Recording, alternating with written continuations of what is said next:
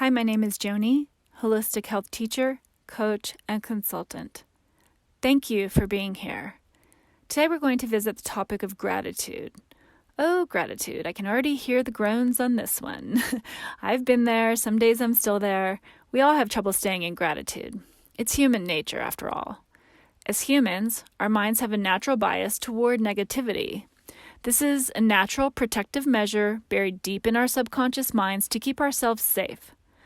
However, nowadays, with all we've learned from different psychologies and philosophies practiced around the world, we know that we can reframe this, as I've spoken on in previous videos.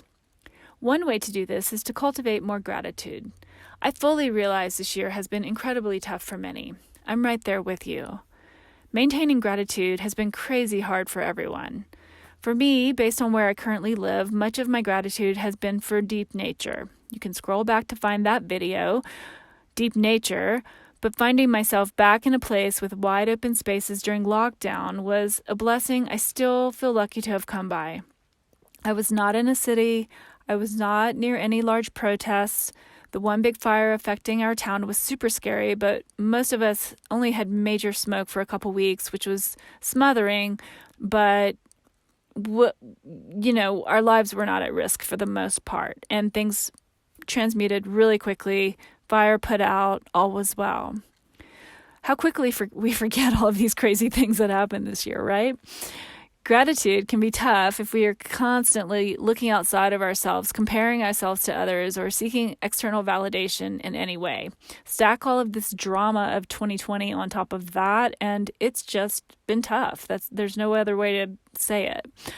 So we pretty much have no choice to reel it in, put on our blinders, keep it simple, stay in today. And as mentioned, my focus has been on nature. But when I lived in the city, which is many of you may be in cities across the world, I often focused on the many characters in the streets of my neighborhood. The uplifting gifts they gave on the boardwalk in Venice, California, from live music to impromptu roller skating jams to unlikely conversations. Often these came from people living on the streets of Los Angeles. So, I mean, literally living on the streets. So that certainly helped me reframe any thoughts about lack or tough times or other personal worries.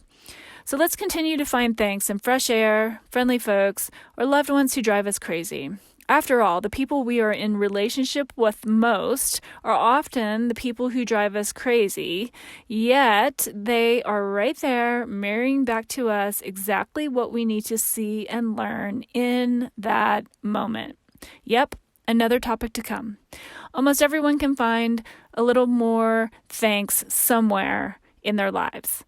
A little will go a long way this holiday season. Thank you so much for joining me.